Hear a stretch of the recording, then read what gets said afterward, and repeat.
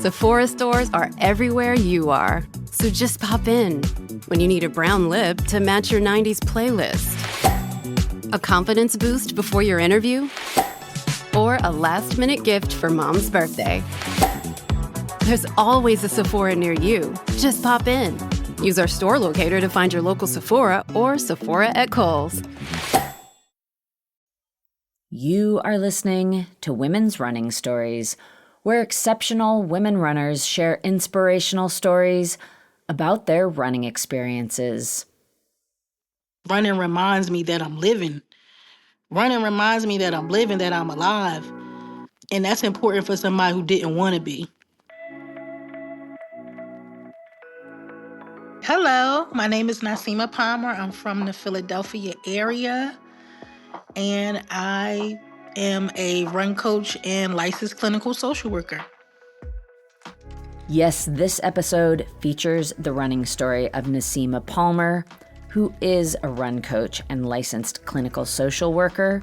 She is also the mother of 3 and an entrepreneur with her business Vivid Bell, which includes a very colorful line of running apparel for women.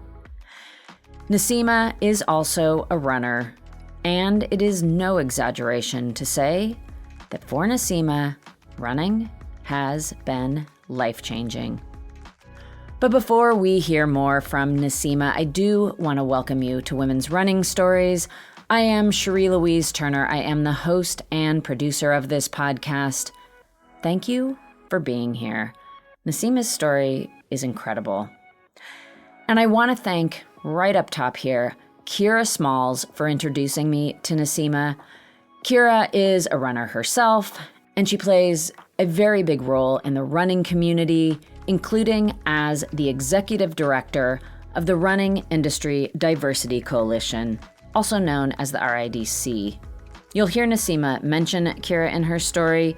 Naseemah also mentions the Broad Street Run, which is a 10-mile race that happens the first Sunday in May in Philadelphia.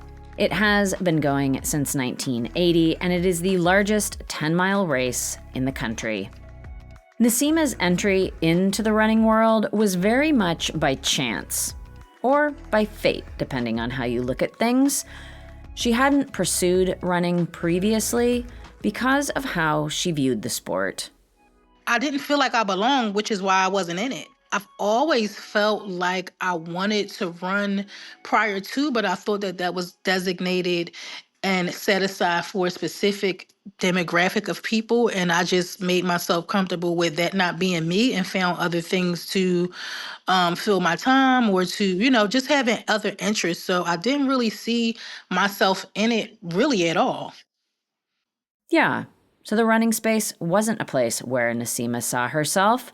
Today, however, running is an integral part of her life, her business, and how she helps her clients. How Naseemah went from seeing running as something that wasn't for somebody like her to where she is now, fully immersed in the running lifestyle. That is what this story is all about. So let's get to it. Let's hear the running story of Naseemah Palmer, beginning with how, on the fateful day of May 4th, 2014, running literally stopped Naseemah in her tracks and changed her life. Here to tell her story is Naseemah Palmer.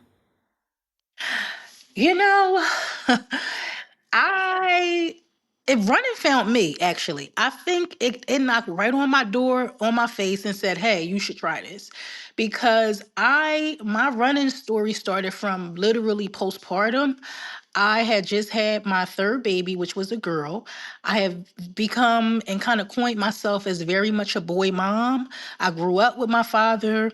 It was kind of just me and him. And then my mom had 2 sons and that I kind of helped raise. And so I was very just enamored with the male culture, and I was comfortable there. Like, I had a lot of guy friends, and I was called myself very much a unisex type of girl, so I could kind of do both. But for some reason, so I had my 2 boys, and when I had this girl, I almost was like scared shitless trying to figure out how can I be this girl's mom. So when I had her, And all of these feelings came, and it was just coupled with a lot of things that was going on in my life prior to that. All of it came crashing down. So I was having like marital issues, housing issues, um, job issues, and then I had this baby that I didn't really know what to do with. And one day, like, it was so overwhelming for me and my body, and I had never experienced that. Like, I've been through things in life, all sorts of trauma that the average person growing up in an urban environment would experience, but these feelings had been new for me, and I didn't really have language at the time or anybody that I could trust, like, to talk this through with, to kind of ask, like, hey, is this normal? Why am I going through this? And so it had became very overwhelming for me, that I was like, listen, if I don't get out this house, I felt like I wanted to kind of like end it all, to be honest with you. So I had this new baby, I had this new stroller, it was very cute, and I just walked. I walked, and walked until I couldn't walk no more, because the Broad Street Run was going on in my neighborhood at the time. I didn't know what it was. I just know that I couldn't cross this big street because it was blocked off. All these runners were running. And so I just sat there waiting for the, parade of runners to stop. Unbeknownst to me, it would never. And so I didn't, I just sat there and just kind of stared out. And it was it was really like, because I hate to say things that sound cliche, but it was really life-changing for me at that moment, because what I was picking up from those runners, and they were runners that was young, old, black, white, all body shapes, all like the things that you see in the running, I guess, community and space. And I had never seen that, because remember, at that time, I'm thinking that running for recreational reasons, just to run, was belonged to such a specific demographic of people. So now I'm watching everybody run, and they had like this glow and this energy that was just behind it. Everybody was smiling, whether they was running fast or slow. They just had something. They had light, and I had recognized that because I felt very much darkness in my life at the time. And so to recognize that light, I was like, wait, is that coming from them running? Like, what's going on? And when I researched what the day was, once I got home, and just like, damn, I wonder what that thing was today that what type of running parade was that? And I looked it up, and I said, oh, okay, that was the Broad Street Run. And I started to look up everything about it, like, that, 10 miles? Like, I wonder if I would be able to do that. And at this point, I had never ran in my life. I always, considered myself very active, and physical activity was always like a thing for me in my life. Me and my dad kind of bonded behind that. So I was always like in the gym and doing like boot camp classes and stuff like that. But running was new. I've always wanted to try it. And so I was like, Dad, you know what? I'm doing that. Because whatever that is that those people had, I know that I need that in my life right now to survive. And so I studied everything Broad Street Run. I joined online community running groups, because I had 3 young children at the time, so it was kind of difficult for me to get out to run with a group or whatever. And so where I actually met Kiera Smalls, I was very influential. Well, I would say that the online running community was very influential in my start to running, because I couldn't get out, but they would be so active in the group that I would feel like I was there. And that what made me like motivated to running, because I've seen all different types of people in these communities, in these online groups. And so once I trained myself, looked up what training was, right? Did the best I could with all the online tools that I had. And when I would run to train, I was actually in grad school at the time. When I would run to train, I would notice how I was feeling before the run, and then how I be feeling after the run. And so much so that I started to almost like become intentional about it, because I couldn't believe that I would feel so different after this run. And I'm not doing anything specifically. Like, I'm not telling myself, like, at the time, like, okay, you feeling really disappointed right now. After the run, you're going to feel back regular, or you're going to feel calm. I just was noticing that I would feel different after the run, to whereas though when I would start to feel some emotion, it's like, okay, I gotta go for a run. I just wanted to move my body. And also at the time, I'm a Muslim woman. And so at that time in my life, I'm dressing in all black. Sometimes I had my face covered. Sometimes I wear gloves. I was very devout in my religion. But when I would run and train, I would put on almost like the brightest clothes, like the brightest tights, or I would put on accessories. I would put on like big sunglasses. Sometimes I even put on lipstick, child. And I would make myself become a different person. And I almost started to look at it in that way, like, okay, when you run, that is the best version of you. Like that's who you are training for. That is who you want to become. So I would use like the colors that I would wear. And remember, this is all intent. This is not like nothing that I'm completely like fleshing out. These are all coming up as I'm just doing these things and noticing it. And prior to me prior to me becoming so devout, like I still wore clothes and got dressed. As a woman, fashion is important, but I was just at a stage in my life that I just wanted to devote myself to my faith, and this was the way that I was taught to do so.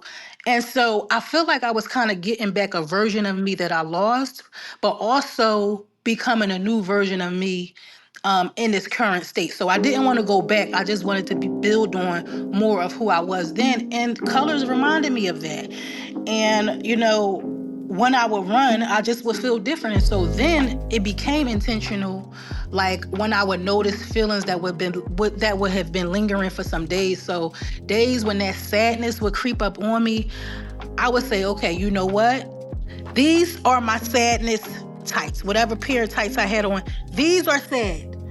When I would come back, I would name them something else. And so I just became, I would say, obsessed with just learning emotional language because I wanted to have an understanding of what was going on with me that I didn't. And I had tried therapy. I even tried like a life coach. I tried the faith community. Of course, I had always had like a bunch of family and supporters around me that, was an open door. It was just something that I feel like I couldn't really explain because I didn't really have the tools to understand what was going on. I couldn't articulate it, but running is what made all of those things make sense. So it's like that image of like having this spool of wool in your head. Like everything is just so crowded, and after running, it would be evened out. And so I started to use running as a healing tool. Like, okay, if I can't talk to nobody, I'm going to run. And so I laced up my sneaks. I put on my brightest clothes. I put on my lipstick. I put on my glasses, and I'm ready. I feel very much empowered, Naseemah has discovered many ways that running benefits her life, but there have also been challenges. Even sometimes when I was training and things would get hard, it's like, why am I putting myself through such pain and such it's so many different things that I could be maybe doing in order to feel self-fulfillment. Like, why am I choosing to do this? And it was, I wanted to see what my limits were, to be honest. Like, what's my threshold? If I was thinking about not being here on earth, it's like, what is the hardest thing that I can do? So I think that's the difficulty. I don't even know if I would call it difficult. I think the most challenging part for me, to be honest with you, is to get out the door and to feel safe. Like it's so many. I can't just walk out my door and go for the run. Like I have to actually drive to a decent. I wouldn't even say neighborhood, but like an actual trail where I feel like there's other people out there, and they are like, everybody know that this trail and this space, this park, most people run. So I don't look too much out the norm, because it's not really conducive in the neighborhoods that I live in, and then to go to another neighborhood, I don't want suspicion to be raised if I'm in a neighborhood and nobody else in that neighborhood kind of like look like me. And I hate to really go there, but that is really a reality for me. That's really a reality, is it for the challenge. Like, I'm visibly in a hijab, I'm visibly um more like thicker body, like, so it could look funny if you see me just riding and parading through the neighborhood, just running, and it shouldn't be. It shouldn't be. I would want it to be normalized to where it's like, oh, that's a runner, but then I have to wear certain gear, or like gear up and have these things on so people can identify, like, oh, that's just a girl running.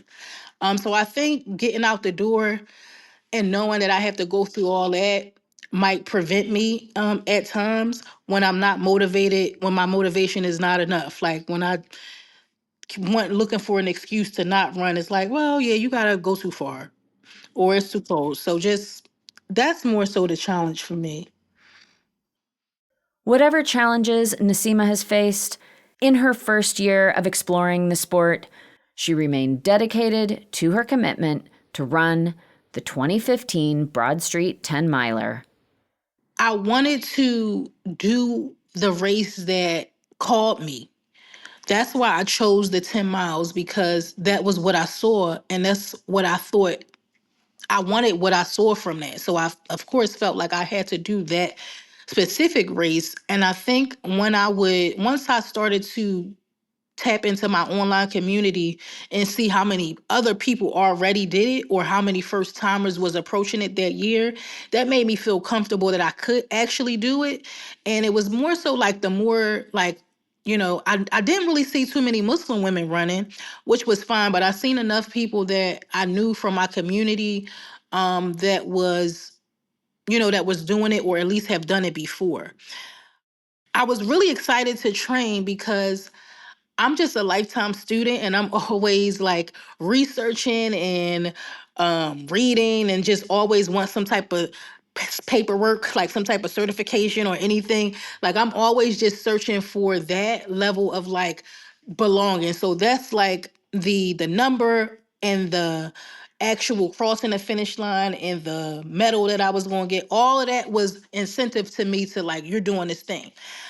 I was excited about it, like almost how somebody would be getting ready for prom. Like, is this dressing of like, oh, I can't wait to wear shop for my race day outfit. Like, I can't wait to get, because that was a part of it for me. Like, not only physically was it challenging, but it was also because the physical challenging part of it, like when I would feel my heart racing, that would remind me that I'm here. I wanted to be dead. So when I would be training and hear my outside of my music, like when I would lose my AirPod or forget to load my playlist, because I never wanted to run without music. Let's be clear, okay? But those times that I did provided such a level of almost like this meeting of me and me together. Like, to be able to hear my lungs, to be able to feel my heart breathing, to be able to tell my legs to shut up because I'm tired, I'm going up a hill, to almost even learn about why is my legs hurting so much when I go up a hill. What the hell, is that some type of other specific type of racing? But then it's like, oh, hill training, oh, that's actually how you. So I'm like researching all the things after I experienced them. Like, what was that, why was that so hard? And just learning the different training routes, or not training routes, but just where people would run at in the neighborhood that I already was in. And so that excited me. The clothing part of it was as invigorating as the us actually completing the goal, because that was a part of the empowerment. Like, the colors that I would wear would remind me that you don't have to live in darkness. Like, that you can heal out loud. That's why I would wear like such bright colors. Like, I wanted to be seen because I didn't feel seen in my own life and my own like personal experience of what I was going through at the time. I felt so small. So I would be like, no, I'm putting on this damn lime green shirt because y'all going to see who's coming. Y'all going to see me, because I saw somebody. Like, when I looked at that race, I was able to see people in that way. I wanted somebody to see me and say, damn, you know what? I seen this Muslim sister out there. She was dressed in lime green. She had this on, like, damn, I'm doing that too. So that was a part of the excitement and a part of the buildup of like, okay, get to the start line. When I went to go pick up this is my first packet pickup, is at the convention center. So I'm like, damn, this is big. So the convention center in Philly is like one of the biggest, like a convention center in any city, right? So I'm like, this is the thing that blew my mind, right? When I went to go pick up my packet, I saw cops, I saw lawyers or business people, I saw doctors, nurses, I saw teachers, I saw everybody who was already in their life wear, like, right, like the thing that these people do in their day-to-day life, we all coming to run. We all are here for the same thing. We are so different. We are worlds apart, but we are all coming to the convention center to pick up our bibs. And when we get out there on race day, I ain't even gonna be able to tell who the hell who. I ain't gonna know I'm running next to a damn judge. That was so like mind blowing to me. I thought that was the coolest thing because we think, especially for me, thinking that it was the running only belonged to a specific set of people. I went to that packet pickup and I saw everybody. Nobody that I knew personally, but it was people that I probably wouldn't even cross paths with in my personal life because we don't live the same. But we all are coming here for this common goal. So that just was so powerful and moving to me. And I felt like I belonged. I felt a part of something. And when I would tell people in these online forums, these online groups that I joined, it was like, at the time, it was City Fit Girls that Kiera had founded along with Takia. It was Run 215, Black Girls Run. It was the Philly running community. Oh my God. It is like so special because these people do not know me from nowhere. But when I'm telling them that I'm running my first Broad Street, oh baby, it's graduation. When I would tell the group on the online that I'm running my first Broad Street, the claps and the cheers that I would get, it was like, these people are so happy for me that I'm doing this thing that has nothing to do with them. But it's a common shared experience about your first run, about just welcoming somebody to the running community. That is what does it for me every time. That is what I will want to continue to be a part of and to always be able to anchor people in that way, because the running community really wrapped arms around me. And they didn't need to know anything that I was going through. They didn't need to know anything about me personally, and I didn't need to know anything about them. It was just like, we are coming together because we love to move our bodies in this way. And we want to celebrate you doing it. And I celebrate the people that do it. When I was watching them the first time that I thought to run, I was out there being a supporter and didn't know. Just because I'm out there watching, and I started clapping and I started cheering, I started crying. Like, what is it that y'all have? I'm about to start crying right now thinking of it, because it's like, what is it that y'all have? Like, what is it that y'all doing? Like, I want that so bad. I wanted it so, so bad. So I was crying and I was clapping out of like just sheer hope of is this thing going to help me get my life back? Like, is this thing going to make me happy? I don't want to walk around with this gloom of darkness because I can't figure out what life is trying to tell me right now. So I like the community part. I is one that I hope can always remain the same in any part of the city or state that I go through, because you never know how much somebody need that level of love. And it don't come from nothing. You don't have to share your story. Like, I didn't have to tell them that I'm going through postpartum and that this is why I'm running. I just said, hey, this is my first run. I never did this before. Any tips? And that's how I would learn how to train. That's how I would learn what hill work was. That's how I would learn what a fartlek was. That's how I would learn what speed work was, and how to what was even the pace? What even is that? What? I would learn that through just asking questions or just telling somebody, hey, this is my first time. And then I would get flooded with support information, flooded with DMs. Hey, if you need anything, call me. I can't expect that in no other community. I can't, I probably could, but I couldn't. That was something that was so new for me because none of these people, for the most part, was even black. Forget about being Muslim. They were just runners. That's it.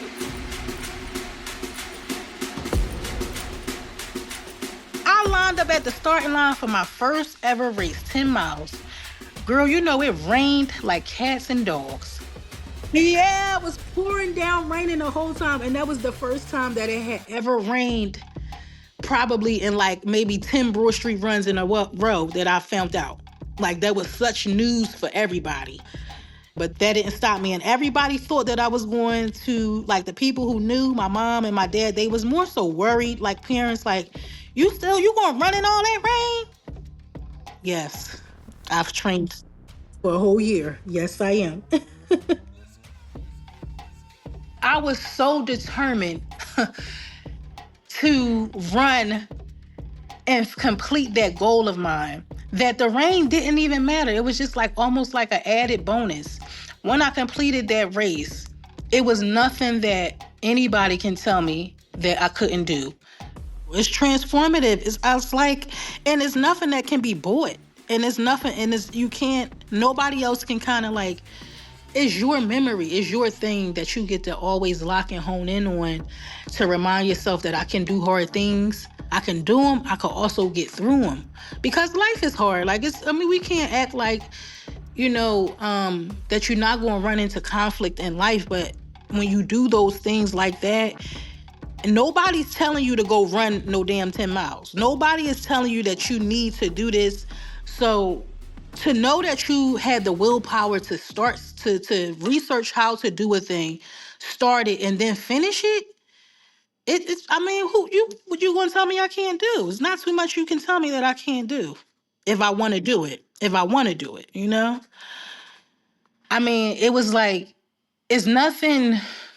It's nothing greater than setting a goal and achieving it. And it sounds so simple, right? But it is like I couldn't believe that I did this thing that I just saw what I wanted the end result to be, which was light, which was energy, which was life. Like running at that point, once I completed that finish line, gave me like a second chance at life because before that moment, I was really, really ready to throw in the towel. And just really, really kind of like hopeless. Like, what is my life becoming? Like, I did all of these good things in my life just to end up here? That don't make no sense. And so running provided me with this level of like empowerment, like this level of healing, this level of language, this journey to like want to help people now through this thing. Like, how can I get more people to do this? Because if this made me feel good, it has to make other people that's dealing with the same things as me feel just as good. And so that's really what started it off. It was like I'll use my own journey of struggling with a mental health disorder that I didn't even understand at the time, and used and found running as a tool to help like transform me. And I just feel as if more people hear stories like this and understand how much your own body can help you achieve things, that's your own physical body can help you heal and overcome things that's within your own mind, is I don't see how anybody wouldn't want to try that, And so that really, because that story and because that me, like, okay, I'll say this. Because running has provided me with a second wind, it's something that I'm never going to not do. Like and it's something that I'm always grateful for the ability to be able to do because what it has done for me. I feel like I want to share it. I feel like in every aspect of my life, whether it is in every aspect of my life, I always want to pay homage to this thing that has provided me with the ability almost to kind of be here. Paying homage to running. Yeah, wow. Thank you, Naseemah. What a privilege to share your story, and thank you for all you do for the running community. Naseemah is currently training for the Philadelphia Half Marathon happening later this month on November 23rd. She is also a Girls on the Run coach, and one of the runners she works with through that organization is her daughter. This will be her daughter's third year training for a 5K through Girls on the Run. Naseemah also has the big goal of getting into the Chicago or New York City marathons, and she is entering those lotteries once again. Outside of these running pursuits, Naseemah does own and operate her business Vivid Bell. She incorporates running into the counseling and therapy work she does with clients. She is a run coach, and she just completed the Game Changers program, which certifies women of color as run coaches.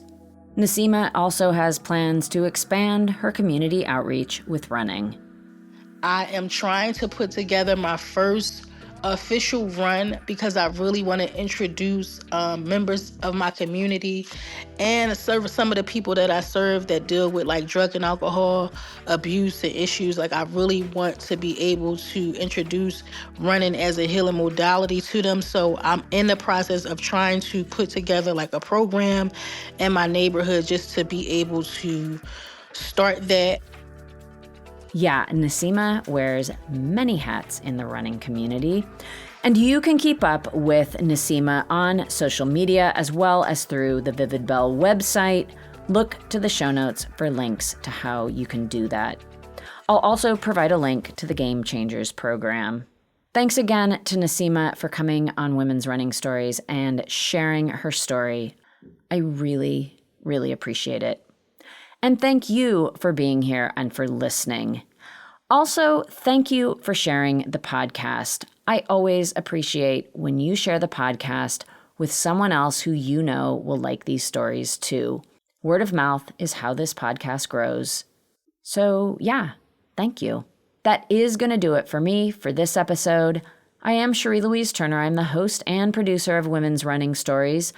And until next Tuesday, I do wish you healthy, joyful strides forward. Women's running.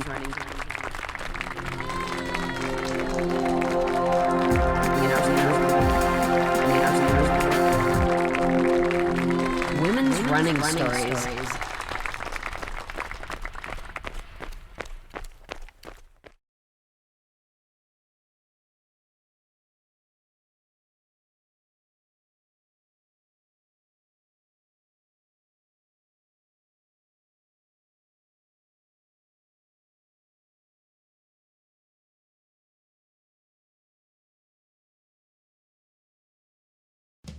There is no hood like parenthood. When you meet a fellow parent, you just kind of get each other on a whole nother level. Hi, I'm Kanika Chadda Gupta. I'm a former CNN journalist, mom of 3, including twins, and host of That's Total Mom Sense, the podcast. I interview change makers on their life lessons, legacy, and superpower of intuition, aka their mom sense and dad sense. I've had some pretty amazing parents on my show. Hey, what's up? I'm Kelly Rowland. Hi, this is Chelsea Clinton. It's me, Bobby Brown. Can't wait to share my story. Episodes release every Thursday. Subscribe wherever you listen to podcasts and on YouTube. Join my tribe at that'stotalmomsense.com and follow me on Instagram at Kanika Chadda Gupta. I'm thrilled to be on this journey with you.